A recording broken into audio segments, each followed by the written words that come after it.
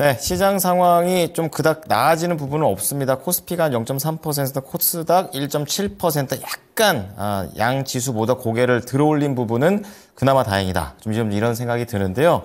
자, 이제 오후장 앞두고 있습니다. 전략 들어가 보겠습니다. 김영일 전문가입니다. 안녕하십니까? 네, 반갑습니다. 김영일 전문가입니다. 자, 오늘 시장 한마디로 줄인다면요? 네, 튼튼한 경제는 금리 인하를 멀어지게 해 말씀드리겠습니다. 참 아이러니한 한마디가 아닐까 이런 생각이 듭니다. 좀 자세히 들어보겠습니다. 네, 일단은 미증시 같은 경우에는 다우지수 같은 경우에는 약간의 하락, 그다음에 이제 또 나스닥 같은 경우에는 반도체주들의 상승에 힘입어서 소폭 상승하는 그런 모습으로 마감이 됐습니다. 아무래도 이제 슬슬 시장에서 이제 강조드렸었던 부분이 조금씩 나타나고 있는 것 같아요. 최근에 시장에 대해서 말씀을 드렸었던 부분이 무언가 상승을 할 만한 원동력이 슬슬 부족해지고 있다. 그러면서 결론적으로는 이 상승을 다시 하기 위해서는 금리 인하가 또 이제 진행이 되어야 되는데, 금리 인하 진행에 대한 부분에 대해서 최근에 이제 또 파월의 발언이 약간은 좋지 않게 이제 작용이 된 것 같습니다. 최근에 파월이 한 발언을 보게 되면 전체적으로 FOMC까지는 긍정적인 발언들을 해줬었죠. 계속해서 물가가 진정되고 있다. 그러면서 2%대의 이 CPI가 확인이 되면 그러면은 금리 인하를 실시하겠다. 굉장히 좀 비둘기적인 발언들을 해줬었습니다. 근데 최근에는 경제가 워낙에 튼튼하니까 금리 인하를 굳이 서두를 필요는 없다라는 그런 발언들을 했습니다. 경제가 워낙에 이제 튼튼하다 보니 인플레이션이 확실하게 좀 안정되기 전까지는 금리 인하를 급하게 볼 필요는 전혀 없다라는 이러한 발언들을 한 거죠. 그러다 보니까 사실 최근에 시장에서 워낙에 큰 상승이 나왔었던 부분은 외국인들의 힘이 좀 컸었거든요. 그런데 결국에는 외국인들이 들어왔었던 배경 자체가 금리 인하를 또 상반기에 진행을 할 수 있다라는 기대감, 파월이 이제 어느 정도 비둘기적인 발언을 해줬으니까 남은 거는 금리 인하밖에 없다라는 이러한 기대감 때문에 외국인들의 물량이 또 대거 들어왔었던 거였거든요. 그런데 결론적으로 파월이 최근에 또 약간의 발언을 이 금리 인하를 굳이 좀 서두를 필요가 없다. 그러면서 6월 달에 금리 인하하는 부분, 상반기 금리 인하하는 부분에 대해서 약간은 시장이 물음표를 좀 띄울 만한 그러한 발언들을 하다 보니까 결론적으로 이제 외국인들의 물량이 빠져나가는 이러한 양상이 나타나고 있다. 생각을 해주시면 좋을 것 같습니다.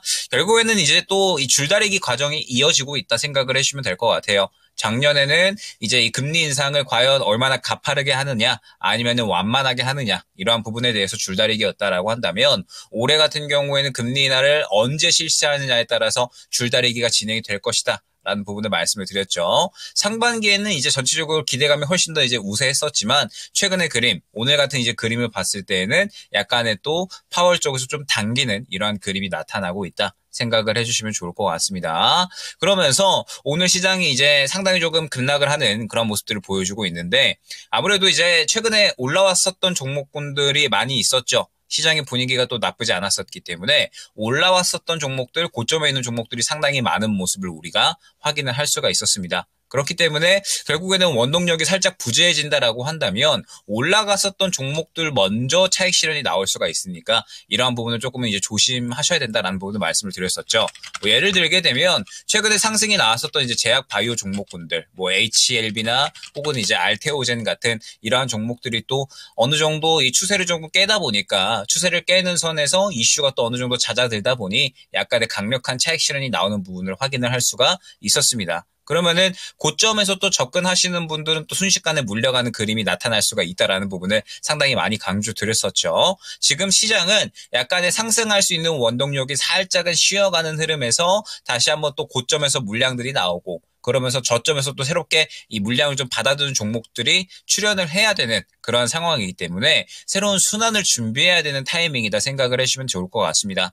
그러면 지금 현재 시장에서는 굳이 급하게 볼 필요 없이 저점에서 또 새롭게 이 고점에서 차익 실현 나오는 물량을 과연 어떠한 종목이 받아주는지, 이러한 부분을 위주로 보시면은 시장에 대한 전략은 전혀 어려울 게 없으실 것이다. 저는 그렇게 생각을 하거든요. 지금은 충분히 여유롭게 보시면서 과연 새롭게 물량 받아주는 종목이 어떠한 종목군들이 있는지 그 위주로 한번 보시면 될 것 같습니다. 네. 자, 지금 시장 상황을 우리가 어떻게 봐야 되는지 정확한 관점을 얘기를 좀 해 주셨습니다. 자, 이어서 중요한 섹터들 볼 텐데요. 오늘 시장에서 이렇게 시장이 밀림에도 불구하고 방향성이 애매한 상황에서도 반도체는 가고 있습니다.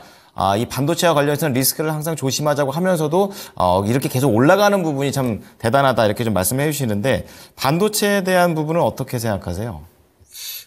지금 이제 이 좌측 상단을 보게 되면 사실 우리 시장의 지금 현재 흐름을 봤을 때 떨어지는 종목이 압도적으로 많습니다.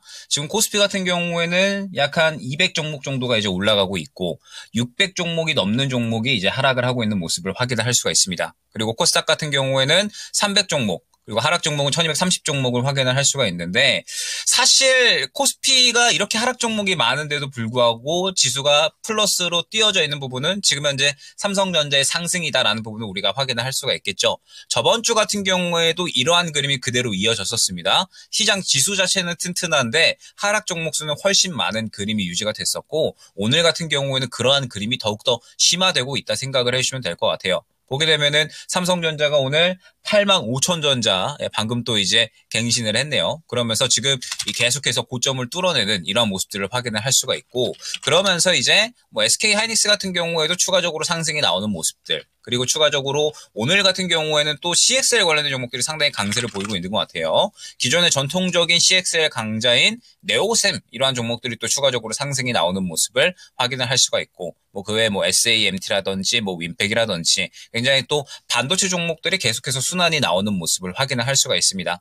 반도체 같은 경우에는 지금 당장의 분위기는 계속해서 즐겨주시면 좋다라고 저는 생각을 하고 있어요. 워낙에 이제 강세를 보여주고 있으니까 지금 현재 상황에서 분위기는 충분히 우리가 즐길 수 있다라는 부분을 생각을 해주시면 될 것 같습니다. 다만 이제 제가 주의하셔야 된다라고 말씀을 드렸던 부분이 뭐냐면 지금 반도체 같은 경우에도 무언가 순환하는 그림이 섹터 내에서 나오고 있다. 라는 부분을 말씀을 드렸었죠. 삼성전자, SK하이닉스가 튼튼하게 이제 유지가 되면서 지금 이제 섹터군들로 봤을 때 뭐 CXL, 뭐 그다음에 뭐 HBM, 그다음에 뭐 기판 등등 해서 뭐 어제 같은 경우에는 기판이었고요. 오늘 같은 경우에는 CXL 관련된 종목들이 올라가고 있고 뭐 그다음에 뭐 저번 주 같은 경우에는 HBM 관련주들이 올라갔던 것처럼 반도체 관련된 종목들은 전체적으로 순환이 나오는 모습들을 확인을 할 수가 있습니다. 그러면서 기존에 이제 강세가 나왔었던 종목군들은 무언가 살짝 쉬어가는데 새롭게 또 상승이 나오는 종목군들이 그 수급을 받아가면서 그대로 상승이 나오는 모습을 확인을 할 수가 있죠. 반도체 같은 경우에는 지금 계속해서 훈풍이 불어주는데 훈풍이 불어주는 와중에 강력하게 상승이 나오는 종목군들은 또 한 바퀴 순환이 돌고 있다라는 부분을 우리가 생각을 조금 하고 가야 될 것 같습니다. 그러면은 이러한 그림들을 생각을 했을 때 반도체 같은 경우에는 결국에는 수급 싸움이다라고 저는 생각을 하고 있거든요. 항상 강조드리는 부분이 강력하게 수급이 밀어 넣어지는 종목군들은 계속해서 상승이 나올 수 있다는 부분을 말씀을 드렸었죠. 한미 반도체 같은 경우에도 지금 보게 되면 계속해서 강력한 수급을 밀어주니까 이 수급을 기반으로 해서 상승이 나오는 모습을 확인을 할 수가 있는 겁니다. 그런데 강력하게 상승을 할 수 없는 이러한 이 수급이 받쳐주지 않는 종목들은 상대적으로 약세를 보일 수가 있다라는 점을 생각을 해주셔야 될 것 같거든요. 그렇기 때문에 반도체 같은 경우에는 지금 당장의 훈풍 분명하게 즐겨주셔도 좋습니다. 다만 지금 이러한 훈풍이 차익 실현 물량이 좀 강력하게 나올 때에는 또 살짝 잦아들 가능성이 있거든요. 그렇기 때문에 반도체 관련된 종목들 지금 대응하시는 분들은 반드시 물량이 강력하게 나오는지 그렇지 않는지를 좀 위주로 보셔야 될 것 같고 말씀드렸던 것처럼 지금 반도체 같은 경우에는 순환이 돌고 있기 때문에 새롭게 모양을 만들어 나간 종목들이 또 분명하게 있습니다. 제가 저번 주에 안내드렸었던 뭐 유니셈이나 혹은 TMC 같은 경우에도 약간의 흐름들을 좀 만들어 나가고 있는 그러한 상황이고 바닥권에서도 물량을 좀 만들어 나가는 종목들이 분명하게 있을 것이고 순환이 계속해서 나올 것이니까 반도체 같은 경우에는 이러한 순환에 대해서 어느 정도 훈풍을 즐기면서 계속해서 상승이 새롭게 나올 수 있는 종목이 어떠한 종목인지 그리고 여기에서 끝나면 안 된다라는 부분을 말씀을 드렸죠. 반도체 이후에는 또 어떠한 종목이 상승이 나올 것인지 그러한 부분까지 지금은 생각을 하셔야 된다라는 점 말씀을 드리도록 하겠습니다. 네. 자, 시장에서 굉장히 중요한 포션을 지금 담당하고 있는 반도체 움직임입니다. 자, 두 번째 섹터로 보시는 게 곡물인데 곡물은 조금 의아합니다. 이거 왜 봐야 될까요? 곡물 같은 경우에는 그냥 참고 정도만 하시면 좋을 섹터군인 것 같습니다. 그러니까 보통 우리가 이제 시장이 하락할 때 약간의 반응이 나오는 종목군들이 있잖아요. 그러면서 지금 보게 되면은 뭐 한일 사료라든지 전체적으로 곡물 사료, 관련된 종목들이 또 상승이 나오고 있습니다. 최근에 이제 러시아에서 푸틴 대통령이 또 재선에 성공을 했고요. 그 다음에 러시아에 또 이제 테러가 있었죠. 그러면서 일단은 이 테러의 주범에 대한 부분은 이제 IS로 지목이 되고 있으나 푸틴 대통령 같은 경우에는 우크라이나가 또 이제 이 주요한 원인이다.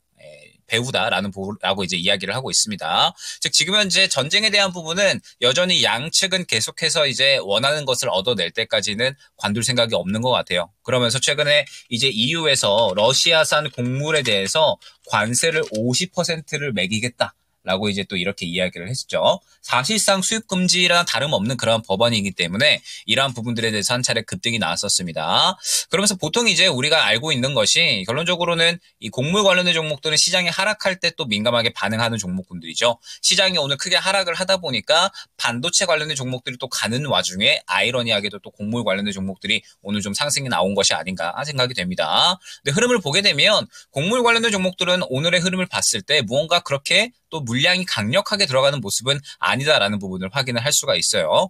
결국에는 지금 현재 뭐 시장에서 이 곡물 관련된 종목들이 시장 하락에 대해서 약간 반응을 하고 있기는 하지만 물량이 또 그렇게 강력하게 또 들어가고 있지는 않은 그런 상황이기 때문에 지금 현재 상태에서 이제 뭐 그렇게 크게 주목을 할 만한 그런 구간은 아니다라고 생각을 하고 있습니다. 그래서 일단은 곡물 관련된 종목들은 시장 하락에 대해서 이제 반응을 하는구나. 차라리 곡물 관련된 종목들보다는 지금 뭐 반도체 쪽에서 추가적으로 후발적으로 올라갈 수 있는 종목들을 본다라든지 아니면은 반도체 이후에 상승이 나올 수 있는 종목군들을 본다라든지 이렇게 대응 전략을 꾸려나가시는 게 좋지 않을까 생각이 됩니다.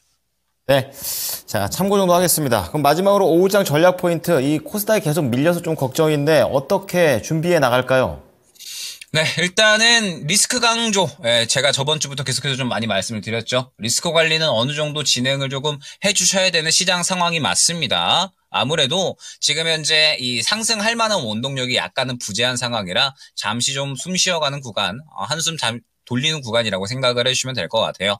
그러면은 항상 이제 강조드리는 부분이 무언가 고점에서 종목들에 대한 차익 실현이 나온다라고 했을 때 차익 실현이 나오게 되면 또 저점에서 새롭게 물량을 받아줄 수밖에 없는 종목군들이 나온다라는 부분을 말씀을 드렸죠. 지금 시장의 분위기는 반도체가 치고 올라가는 훈풍이 부는 와중에 차익 실현이 나오게 되면 새로운 종목을 준비해야 되는 타이밍이라고 보시면 될 것 같습니다. 그렇기 때문에 지금 시장은 굉장히 좀 단순하게 대응할 수 있을 것 같아요. 반도체에 대한 훈풍을 준비하면서 계속해서 즐겨주시면서 반도체 이후에 상승이 나올 종목군들은 어떠한 종목이 있을까? 이렇게 딱 두 가지만 준비를 해주시면 좋을 것 같고 오늘 오후에 제가 4시에 또 이제 공방이 예정이 되어 있습니다. 공방 예정되어 있는 와중에 지금 이제 종목들 어떠한 종목을 좀 이제 준비를 해야 될지 지금 시장에서 반도체를 과연 따라타는 게 또 좋을지 이러한 부분들을 한번 또 이제 이야기를 해보도록 할 테니까 오후장 대응 잘 하시고 지금 시장에서 상승이 나올 수 있는 종목들이 어떠한 종목일지